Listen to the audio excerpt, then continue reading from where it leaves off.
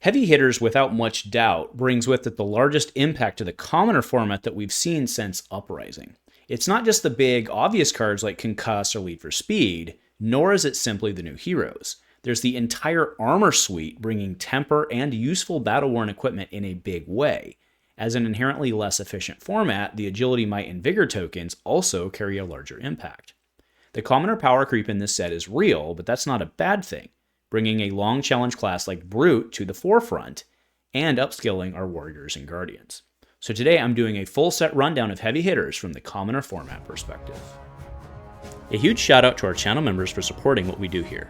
If you want to get involved with the channel and the Dice Commando community, please consider joining as a channel member. Remember, these videos are only possible with your support. You can show that support with a like, a subscribe, and by leaving us a comment and sharing your feedback. Community first, and go Commando. To all my commoner friends, thank you.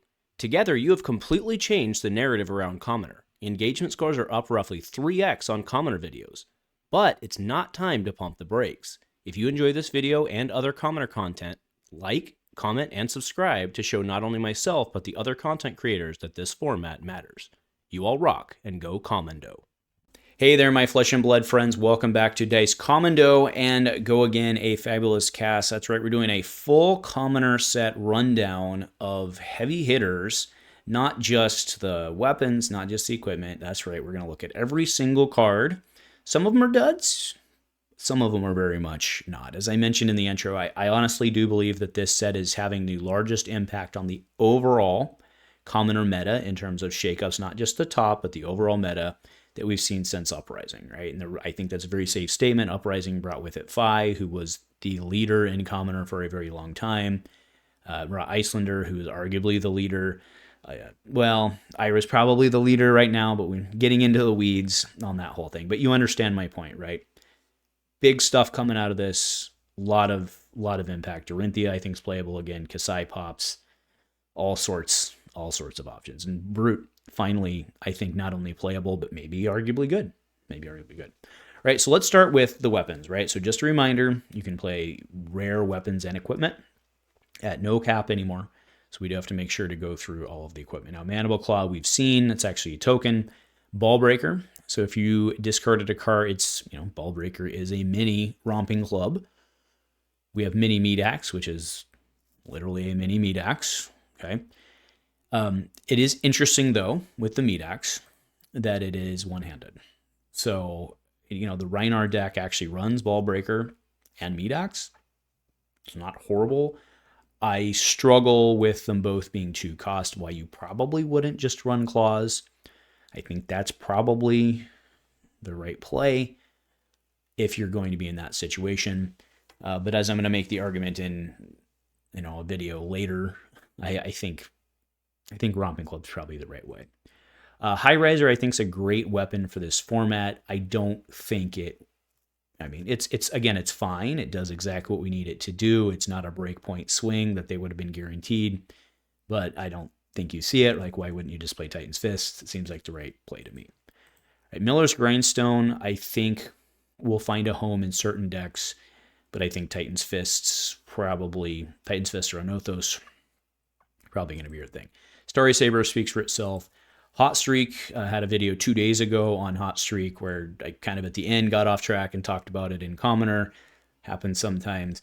I think Hot Streak does find its way into Kassai. I think it does. I think you end up running OG Kassai, to clarify, OG Kassai, Cintauri Sellsword. I think you end up running 1 Hot Streak and 1 Cintauri Saber. I think that's probably the right play. You lead with Hot Streak. And if they block, see what your options are. If they don't, then you're no different than you were before, with the exception of maybe pushing +1, but most of them block 3. So again, I don't think you lose anything. I think you play Hot Streak. All right, I very much think Hot Streak finds its way into those Kassai builds. I think it just makes sense. And then Parry Blade itself is fine, actually. Parry Blade unfortunately has to defend a weapon attack to be effective. And I think that really limits it. So I don't think Parry Blade sees play. Maybe in some interesting builds, but if you really look what's out there, it's Kodachi's. I guess you could block Kodachi. Fair enough. fair enough. You could block a second Kodachi. I guess it'd be worth it. But functionally, I think you want to play Hot Streak in this Cintauri Saber. All right. Moving into there we go. Here's the equipment. So here's where things get very, very, very interesting. So this whole, most of the equipment here, Periblade, by the way, counts as equipment. So fun fact, we will not do it twice. Bringing a large amount of temper, significant amount of temper, I should say, to the format. We had already seen temper on the Steel Braid Buckler, and then we saw it in spades for Guardians only in RTT, the boots being the one that see most play. But now we have a whole suite of helmets, largely, that actually, yeah, they are all helmets. Oh, no. Yeah, the Glare is a helmet, too. All right. Yeah, I just put that together. Yeah. So Knucklehead, the fact is, in a format like that, there's really no functional reason not to play this. It still blocks 3. If you're Kayo, obviously, I don't know why you wouldn't play this. Regardless of the whole thing, it still blocks 3 for you, which is pretty phenomenal in that format. Same argument for Monstrous Veil. We had already had, it was Bone Vizier, I believe, which I'm pretty confident was Bone Vizier. That was playable, and it kind of did the same thing, but this is just better, right? And I think this one, you probably, because this one's battle worn, it's not temper, right? So you probably block with this, and then, because why would you not? Like, it still sits there and you can use it. I think this is very playable, absolutely playable. And again, I don't think there's anything better than it anyway, so I think you play it. Right, next, Stonewall Impasse. This one probably doesn't see play with Steel Braid Buckler being out there. I just, why, right? Even if you're a high clash deck, there's just really no reason, right? So this is just a draft card in the set. Golden Glare, yeah. Making gold off of that seems right. This one does have Blade Break, though, but it seems pretty good for Victor. I wouldn't be surprised if Victor pops his beautiful, beautiful head into the format. Wouldn't surprise me. So the thing that makes sense. Good Time Chapeau, Betsy's is arguably cracked. I don't know if that still applies in Commoner. Probably not, because it's a little harder. You're a little less limited on what you have available in terms of making gold, but it's still temper blocks for 3. And you're not letting them draw cards off of it like the aforementioned RTT head. So I don't know why you wouldn't play this.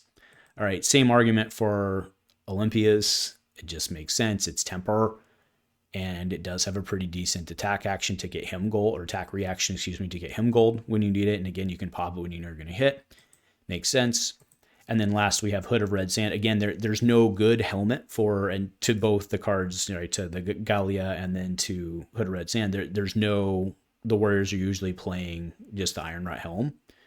So you're not losing anything by playing these, right? Because one's temper 2/1. This one's battle worn with an effect. It doesn't cost you anything, so you're absolutely playing them. This card is kind of fascinating because if you're using it for new Kassai with the card draw thing, you've kind of already committed your play line, and then you get a card off of it. So you're basically using what you would pay for your second swing anyway to do this, but you do get a card off of it. So it's kind of interesting. With my luck and probably most y'all's luck, you're going to draw into something you can't use. Maybe it gives you an arsenal. Fair enough. It's not bad. I just haven't quite figured out the super play line on Hood of Red Sand. But again, it's functionally, it's not functionally, it's strictly better than Iron Rot, right?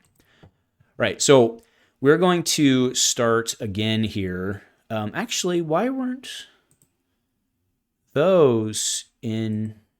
Oh, because they're not rares. Got it. Because I'd filtered for rares. Okay.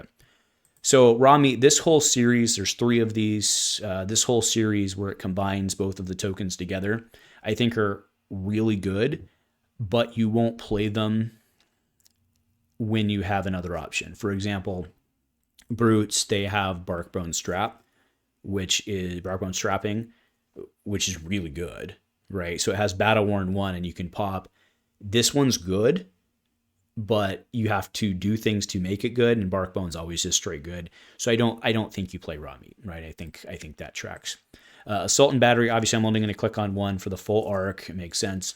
This one I think sees play. because it's an agility, I mean, maybe not. It's a single swing that lets you optionally discard, so otherwise it's just a 3/7, which is on curve. I still think you play this, and by this I do mean probably the yellow. Maybe you play the red and yellow. I mean, obviously, if you're Kayo, you have other options like the blue. Okay, so I think that one sees play. Bare Fangs is a reprint, so it doesn't change anything. Pack Hunt's a reprint, doesn't change anything. Pound Town, right? So this is the opposite side of the one we just talked about. Same argument. I think this one's, I don't know, agility's pretty good, but depending on which hero you're playing, you don't really always have and or need the go again.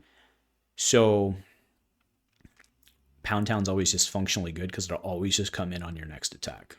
Okay. But you're chucking a card for it, and then intimidating. I mean, the assumption for my assumption for the majority of these beat chest cards is that they'll feed into Rhinar. That's my assumption there. KO kind of wants to do stuff. KO is more like a Bare Fangs type of play in Commoner, I believe. And same for Wild Ride. Right, Bone Breaker Bellow. I don't think it's secret my love affair with this card. I really think this card is great because, well, let's just talk Romping Club. This with a blue and another card into Romping Club. That's 10. 3-card hand for 10.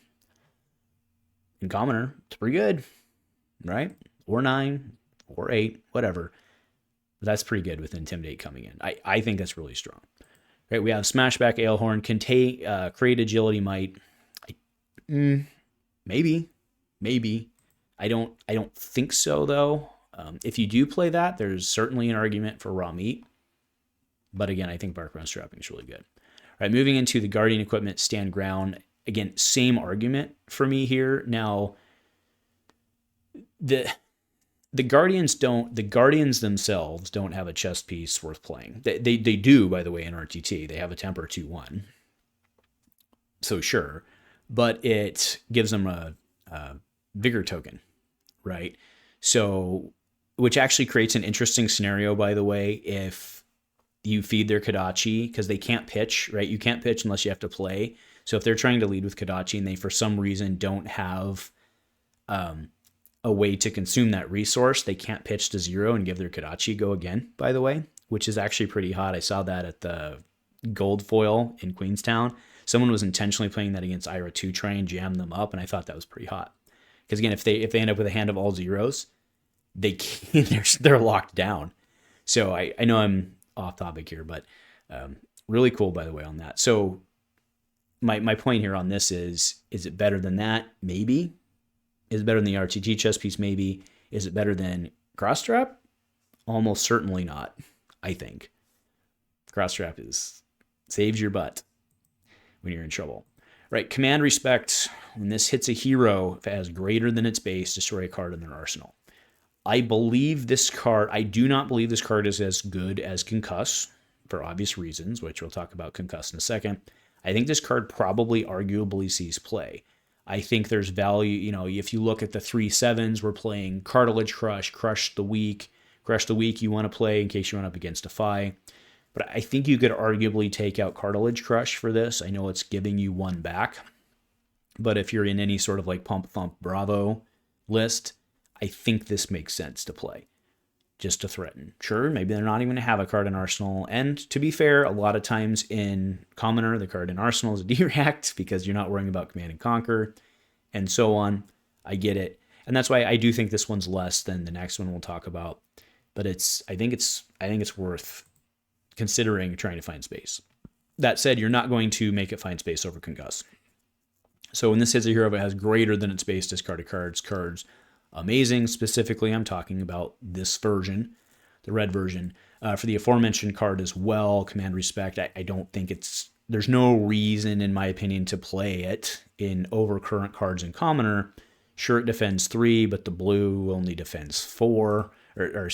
Only has 4. It defends 3, but only has 4, so it's not a popper. And I think you really want to skew towards the, blue 4s, 4 costs that have 6. And actually, we picked up another one in this set if you don't want to run, because in a couple of cases, I'm forced to run like Crush the Weak and Cartilage Crush, which are 3 defend 3 with 5 attack, so they're not poppers. And then you run into, well, let's just go ahead and get there. The next one, which is specifically Thunk. So this is a 5 for 6, which is like, disable type level. But disable's a rare, and it's 5/7. This works as a popper. So I do think in my deck, I'm just going to straight swap probably Cartilage Crush Blue for Thunk because of, it is what it is, right? It gives you another popper that's blue and it defends 3. If your idea is that you're basically not playing them anyway, it seems strictly better to me in terms of the functional position it serves.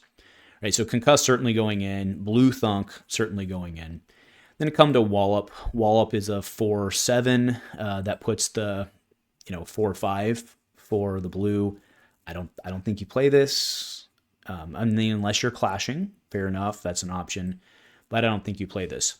All right, the next two let's talk about together. So Big Bop and then Bigger Than Big. Okay, they're functionally the same card. It's just you swap tokens. I think in the right deck you play this. If you're not playing this in a wager deck, if you're not playing this, quite frankly, in a Betsy deck, I think you just play Earthlore Empowerment and stick with that and just ride that one home. So Betsy probably yes for Big Bot, Bigger Than Big, depending on what you're trying to do. I think otherwise no, because Ancestral Empowerment. Okay, and then we bring to Pina Strong and Stout. I can't see playing this, at least in a conventional Bravo deck. There might be some other plays out there, but I don't see this one making its way into Commoner. Right, Beck and Applause probably sound like a repeat here. I don't think this is worth... Now, to be fair, the Warriors don't have... Or sorry, this is an arm piece. I was going to say chess piece. This is an arm piece, and the Warriors have the Golden Gauntlets, right, from Monarch. So I think you're good there, and the Golden Gauntlets, again, have Battle Worn. And then you can pop them to give +1, which a lot of times, again, if you're on OG Kassai, who is probably the best warrior, although Dorinthea picked up some tools, which we'll talk about, I think probably you still run the Golden Gauntlets. All right. Agile Engagement. I can't see this one not going into at least Dorinthea, right? It was a windmill slam into my Dorinthea Pump and Thump. It's already sleeved up and in that deck. The ones I got from pre-release weekend went right in that deck. So one of them shiny too. So Agile Engagement, this one's super strong, right? Because of the agility token. Its counterpart, Vigorous Engagement, is I'm on the fence on this one. I like getting money back, but it costs 1, does not defend for 3, defends for 2. So if you put it up again against like an Out for Blood or a Puncture, that's a little harder of a sell. So I think in certain cases, and this is probably only actually playable in, or not playable, it's playable in all of them, but I think you really look at this maybe if you're Dorinthea, right? If you're doing like, again, the Dorinthea Pump and Thump, I think there's an argument for Vigorous Engagement. I don't know that it's the right play over like a Puncture or something like that, but very interesting. Right, so it brings us to Draw Sword. So fundamental new Kassai card, perhaps an Olympia card, depending. I think that you probably play the blue of this in any Kassai type deck. I'm not sold on like playing the rainbow, because it's each your blue. And the reason I say that is if you have this and a blue, wouldn't you rather have had something else in a blue? I think is kind of my logic there, as opposed to saying, oh, well, I can swing free and maybe I'll draw something good. I think you would have rather just had something else in a blue, like a Blade Runner in a blue. That's just my take. I'm open to feedback on that one. But it just seems to me that instead of trying to string together something cute, you just do your line. That's kind of what it feels like to me. Right, so Edge Ahead, and then the other one I always forget is Hold'em. It's right below, right? So these are all 1/3 front pumps with either Vigor or Agility. They seem necessary for Olympia if you're trying to do that. Otherwise, I don't think you play them. There's some tactics there, like Edge Ahead, for example, the one with Agility. There's some argument there to like do it to bait out something, and then you can come with like an Iron Song response or something like that. So there's certainly argument there, and agility tokens are never a bad thing with Warrior. So not pooping on this card at all. Just wondering if there's not other, are you going to play this in a Kassai deck? I don't think so. But again, you could. Enraged Swiftblade, this one seems good. Okay. So 1/3 front pump. If it's defended by attack action, it gets go again. So I think in many cases, now I want to be very clear about something, especially in Commoner, you see Oasis, you see Sync, you see Fate in almost every deck. So there's no shortage of ways to prevent damage without turning this on. Absolutely no shortage. But if you get it at the right time, you can either push damage or force them to make bad decisions. So this one's certainly an option. This one has gone into my Dorinthea Pump and Thump. There's really no reason not to over it actually took, I think, Nature's Path Pilgrimage's slot. Something to that point. So I don't see why not. Make them think. Right, make them think. All right, and then last is Goblet of Blood Run Wine. The other two I'm not hot on. This one is interesting. It doesn't block 3. We get so used to everything blocking 3 in Warrior. Doesn't block 3, but a go again and a $1 back and a resource back. Right? And it's got go. So this one's very interesting. The Brute one's not bad either, right? Go again and +1. But this one getting the $1 back. Well, that's interesting. All right, moving into the shared card. So Gauntlet of Might. This one is perfectly, if you don't have another option, perfectly fine. This, I think, will be the arm piece of choice for Brutes, at least in the near term, right? Until they get something better. I believe this will be the right card. Right, Mighty. So we can cover all of the windups together kind of in one shot because they're here. But Mighty windup, discard this, create a Might. I don't think this one sees play outside of maybe Kayo. Agile windup, I think, sees play probably with every Brute. It sees definitely play with Kayo. No question there. And then Vigorous windup, wherever it is. I don't think this one sees play. I don't see it. Create you're basically forward paying a resource by discarding. It sounds good, probably turn 0, but in what other the thing pitches for 1 or 2 or 3. So in what cases are you doing that to create a token other than to try and do cute stuff? I just don't see it. I just don't see it on that. But again, open to feedback. All right, Rising Power. This is the one that if you've drawn a card this turn, it gets +1. This is where your draw swords and stuff comes in, or doing Olympia, right? Drawing cards and trying to do Olympia. The problem is this isn't a warrior card, right? So this one I think probably doesn't see play. I just don't see it, right? Because I led with, right, this would be really good if it was, I think it would be playable if it was a warrior card, again, with the gold tokens. And that's not to say that there's not options out there for Guardians, but aren't there better options for Guardians that aren't contingent, right? And Guardians play enough 3s, I don't think they really care about it being a 2. So I don't think this one. I think it's fine for draft, right? I think it did its purpose in the set. I don't think it gets played. Right, Wage Might is going to see use where it needs to see use. More than likely Betsy, if she tries, if Betsy becomes a thing in Commoner. I don't know why she wouldn't. She seems like she could very well do an Anathos build. So I think Wage Might, but again, it's a 2-block. I don't think you're going to play it unless you have a strategy centered around it. And I think that statement goes for all of the Wage, right? Wage Might, Wage Agility, and Wage Vigor, I think, all the way across the board. Right, Lead with Power. This Lead with series is easily one of the best parts of Commoner. Your next Brute or Guardian attack this turn gets +3, create a Might. All right, so this is ultimately best, in my opinion, with a club build.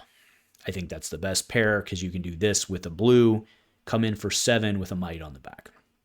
It's not a bad 2-card turn. You can talk a card, maybe set yourself up. This card seems really, really, really straight. It seems like it's a windmill slam for any two-handed brute, I think. Sure, you could do it. I mean, you could do it to KO too. It just doesn't seem quite as good because it doesn't kind of messes with the breakpoints, is what I'm saying, coming in for 7 as opposed to coming in for 6. The option's there. Flat trackers, create an agility token, go again. Again, brute warrior now. But the brutes play the brutes play the RTT boots, the civic steps, and warriors have refraction bolters, which is like just strict. I mean, sure, it has to hit, but I don't think this one sees play. I mean, again, it was I used the snot out of this card during sealed, but I don't think it sees play, and that's not a problem. We already talked about agile Rhino. Right, here's rising speed. If you've drawn a card this turn, this gets go again. 2/5, sure, in the right deck. You know, kind of the arguments we made before about the other rising. Sure, but maybe with Olympia. We'll have to see how he plays out. Wage agility, we already talked about, you know, that side of things. Do point out this is obviously, you know, an Olympia card option as well. Right, lead with speed. This card is, I've been talking about windmill slam. I don't know what's bigger than a windmill slam in the wrestling world, but the people's elbow, maybe this is the people's elbow. All right. Lead with speed. This card I can't see not going in, again, to my point with the club. That seems really good. Lead with speed into, you know, maybe you don't play it with Kassai or something like that. You might not need it with like 2 swing, I mean, but if you're playing single swing warrior, this is a 3 front pump that, I mean, that's good. It's good. Right. Vigor Girth, destroy this, create a vigor token. Again, it's a chest. I mean, to be fair, so here's the problem, right? We already have Blossom of Spring. So you're really trying, right, this has Blade Break, so sure, you have the option there and then you don't get it, but Blossom of Spring gives you 1 as an action on your turn. This one you have to destroy it and then get it on the next turn. So what you're really trying to do is take advantage of having the token, right? The difference functionally is you would be trying to have the token in play to take advantage of having token in play, right? So if you have some sort of strategy there, then this arguably is, you know, better. Again, warriors don't have a solid chest option. A lot of times they are playing Blossom. So fair enough, right? You could play this. It is Blade Break. So you have the option. It's, you know, maybe not. And like if you're playing cards that are trying to take advantage of having agility, not just to go again from it, but actually having the token itself in play is what I'm saying, then maybe there's something there. All right, Rising Energy. If you've drawn a card this turn, this costs 1 less to play. Okay, this card I think is pretty hot. Right, there's the draw swords type thing where you can, you know, it's not that hard to string together like something where you have a, especially with like OG Kassai, right? It's not that, and this is where like her attack reaction hood piece comes in, right? It's not that hard to string together something where you like swing, Blade Runner, hit and run, and then your second swing's coming in for +6 on that. And then you still potentially have a resource left over, right? Because it would be first swing, Blade Runner, and then your next one's +6 with go again. If you can somehow figure out how to get a card draw in there or something like that. I'm not saying it's super reliable, super amazing, but there's play lines there, right? And again, I think this is probably more new Kassai and Olympia, but there's a potential play line there. I actually play freewheeling Renegades in my OG Kassai because it's a popper. This is a popper that if you can time it can come out for 1. So I think on new Kassai, you probably play this over freewheeling, I would think, right? If you're basically trying to mirror my list, which I don't think you do exactly. But you follow my point. There's potential there. So that's worth exploring. Wage Vigor, we already talked about that. Again, that's kind of an Olympia play if you need it. This is the Guardian one, so Betsy's on this one. Lead with Heart is, I think this one probably doesn't see play just because Guardian's in almost every case swinging for a blue. So it would be 2 cards to do this and come in for 7. I mean, maybe with the Nothos, there's argument for this with like Betsy or something like that, where she's pitching 2. If you can somehow get a gold out, you could then lead with heart into a Nothos and overpower it. So that's an option. But this one is certainly not as good as the other ones, which again is funny because you're like, oh, well, creating free resources sounds good. It is, but it's just not as like might is always good. And you got to do your play lines. And a lot of times with those Vigor tokens, I end up founding have extra resources. Right, Glory Seeker, instant destroy this, draw a card. There are probably plays out there that do it. Again, we got a lot of good helmet pieces. So it would have to be somebody who wants to draw a card, you'd swap a card and you'd swap a blue. That seems like you're trying to turn on draw a card effects, right? So I don't know who gets that, but maybe. And then Sheltered Cove, 3 to prevent 2 damage. It's not a horrible option in place of like some like in the Icelander match, for example. Like if you don't necessarily want to run a whole bunch of null rune, or you want the flexibility, it could kind of go both ways for you because it can prevent just 2 damage in general. So it's an option if you don't have like null hood. Right, the Adversity series I think is just 2. So remember, the Adversity series is can only do it if your opponent's meta condition. I just don't see that being functional overall. And then the Star series, it's these 5 where your opponent has to have more health than you, or it's equal to the opponent's have more health than you, which would be 1 in most cases. Again, there's just better options out there, right? Like the Iron Rat series, right? Yeah. So you get it. Adrenaline Rush is a reprint. Man's card did work for me, but it is a reprint. All right, so performance bonus when this hits, created gold, played from Arsenal, gets go again. I think there are certain heroes out there that need to play this. I think even Victor probably plays this. Maybe not, depending on the end build. It's an interesting little card though, right? With go again from Arsenal. Rally the Rearguard, kind of have a new respect for this one. We actually saw it in Kasharn Rao's Ira deck with the +3 discard to maybe get around Dominate. It itself's a popper. So that's an interesting include. Again, it's a reprint, so we don't need to spend a ton of time on it, but that's a really interesting idea. Trade In is a reprint. Lunging Press is a reprint. Man, did we see that do some work. All right, now this card right here, Money Where Your Mouth Is. This is a common. This card is very important because it's the only way in this format. Well, I should say it is the only way in this format. Correct me if I'm wrong. That Betsy can get gold. Right? Can wager gold, I should say. It's not the only way she can get gold. It's the only way she can wager gold. Right? So this card in of itself is phenomenal, kind of to the play I was talking about before with Betsy and Othos, right? So if you Money Where Your Mouth Is, and then you swing an Othos, you can then wager overpower. That's off 2 blues, I'm saying. Right? So Money Where Your Mouth Is 2 blues is 10 overpower with an Othos. Okay? Now, that's not as strong as you think it is because, again, I already said this in this whole like diatribe thing. You see a lot of defense reactions in this format, right? And I don't know that you're gonna. I don't know. But 10 overpower is pretty good, right? Like it's pretty good, and it's not that hard to do because you're doing it off a pump. So, and then you need to get the gold, and once you get the gold, then you turn on the chapeau. Well, now that's a different story, right? Betsy turns all sorts of aggressive. All right, Starting Stake. I don't think this card's playable, period. I know it's a title card for the set.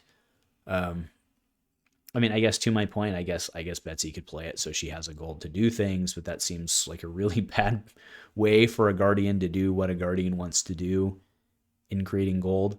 But again, it's a yellow defense 3, and again, I think it's a problem for the Guardians, but I think there are others that maybe could do it. But it seems, giving your whole turn for that seems not great. Right? Seems not great. And then last, we do have Test of Strength.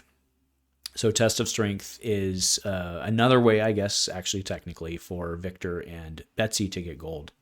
But when it defends, clash, and they create a gold token. So actually that's fair. This one's probably playable in both of them, actually, to help you get that gold that you need to try and start turning on their engines. So what are we at? 34 minutes, not too bad. So that's the complete recap. Let's go ahead and we can talk the heroes, right? So I don't know why they don't have the youngs in here, but that's okay. So Rhinar I think pops.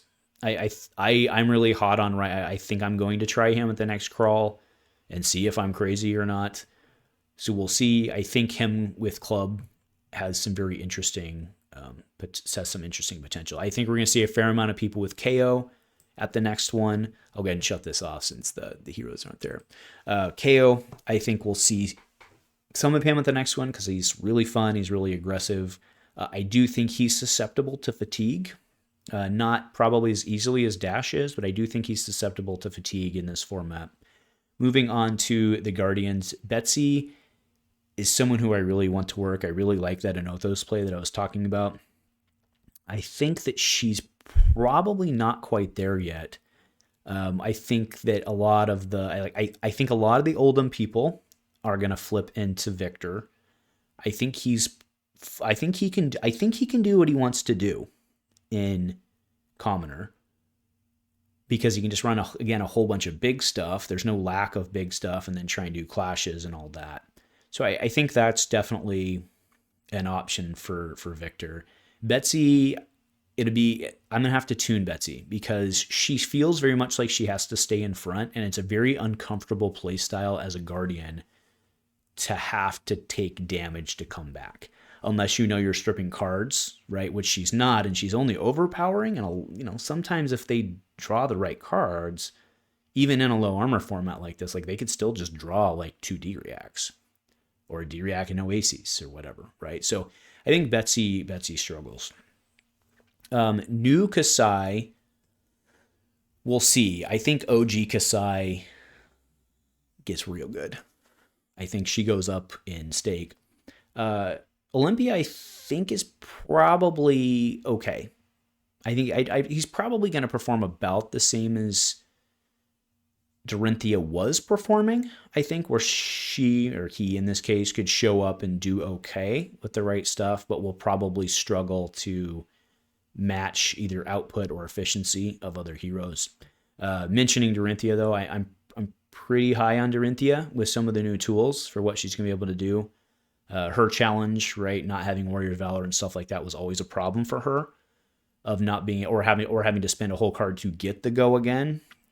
That then you were out of stuff to be able to either use a second swing or to get it to hit. So I'm pretty hot on Dorinthea with the new agility tokens. I think she goes up. I don't think she's as good as OG Kassai, but she's not as far behind. I used to have her in like tier 3. And I think probably a solid tier 2, maybe even a tier 1-5. All right, and then yeah, that's all the heroes. Again, Olympia I think probably goes in the tier 2, maybe tier 3, but we'll see. We will see. Again, and remember, Commoner will track if the super meta stuff. Again, he doesn't have up the ante and stuff like that, right? But if folks can figure out how to use him in the meta, that will trickle down. And I'm saying the class constructed type meta, it will trickle down, and we'll get those learnings. So we'll see. So anyway, thanks for joining me for a super long Commoner video. If you did make it, let me know in the comments below. Let's say, what do we say? We'll say gold.